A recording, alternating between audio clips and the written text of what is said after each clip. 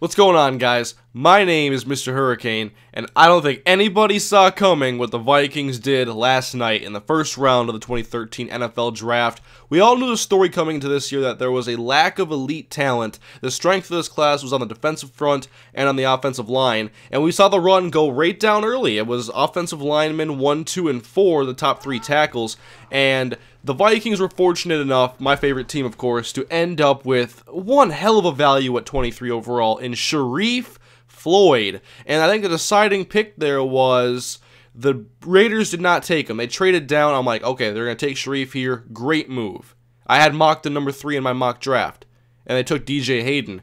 And then Sheldon Richardson went to the Jets, and Star Lotulelei went to the Carolina Panthers. And then nobody took a defensive tackle until the Vikings scooped up the best valued pick of the entire first round. That's the best value right there because he was a potential top 5 pick, one of the top defensive tackles, and they get him at 23. My whole hope, I had mocked them Sylvester Williams and Manti Te'o. I never thought Sharrif Floyd had a chance of falling to the Vikings at all. No chance. That's why I said Sylvester Williams was the number 1 guy in this draft I wanted, because I wasn't even realistically thinking that Sharrif Floyd could fall that far. But he did. Now the Vikings have a very solid 3 technique to take over for Kevin Williams in maybe a year's time. Right now I'll expect him to play at the nose opposite Kevin Williams next to Jared Allen, and he's a dynamic pass rusher, and I can't wait to see what he can do in purple. And then the Vikings at 25, I was thinking Manti Te'o here. They need a middle linebacker badly, but they took Xavier Rhodes, a cornerback out of Florida State.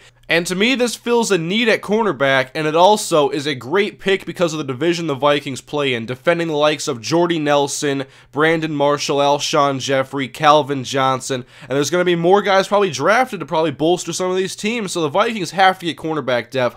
Not only did they grab a cornerback, they got a guy who was the first, second guy on a lot of boards behind D. Milner in most cases that I saw. He's a tall, fast, physical guy, and that's why I love him, because I think he's going to fit well here. Hopefully he plays well in the zone, because the Vikings mainly run his own defense, but what this does is with Cook and Rhodes on the outside, you can do more man looks, I think, now, because you have solid corners, and you also have the safety play to back it up. And so at that point, I was content. Sharrif Floyd was enough to get me excited. Incredible value there. Xavier Rhodes, love the pick. But the Vikings weren't done there. They got on the phone with Mr. Bill Belichick and traded him the Vikings' 2nd round pick, 3rd round pick, 4th round pick, and a 7th to go up and snag Cordarrelle Patterson, wide receiver from Tennessee, a guy who's an explosive playmaker, raw. My main concern about Cordarrelle is his hands. I want to see him catch more of his hands, not so much his body, because that's obviously a bad habit,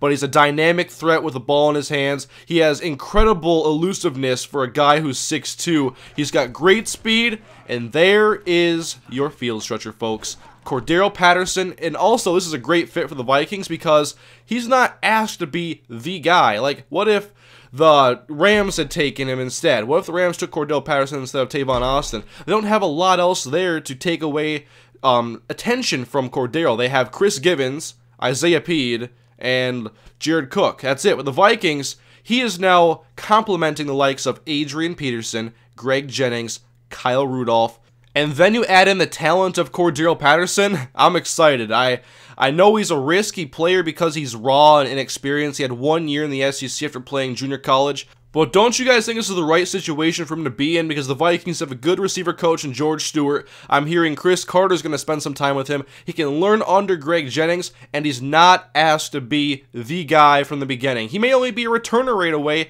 and be the 3rd receiver off the bench or the 4th receiver. We'll see how it plays out in training camp, but for now, the Vikings appear to have a very solid first round, although you can't grade drafts until years down the line, but for the value they picked, I would give them a very high grade because Sharrif Floyd's incredible. Then you have Xavier Rhodes, one of the top corners, falling to 25, and you trade up with those picks and get Cordarrelle Patterson. That's a lot of currency to go get the guy, but with taking those top 3 guys, I'm excited. I like the moves, Rick Spielman, and I'm excited for the Vikings in 2013, and they have 5 picks left, a 4th, a 5th, a 6th, and 2 7ths.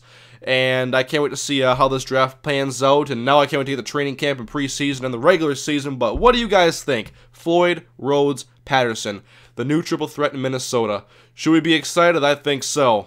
Let me know in the comment section what you think, guys, and I'll have some more draft talk coming soon. Probably do a live stream tonight for the day 2 talk, whatever. I love watching the draft, and the Vikings aren't picking today. So thanks for watching, guys. I'll see ya later.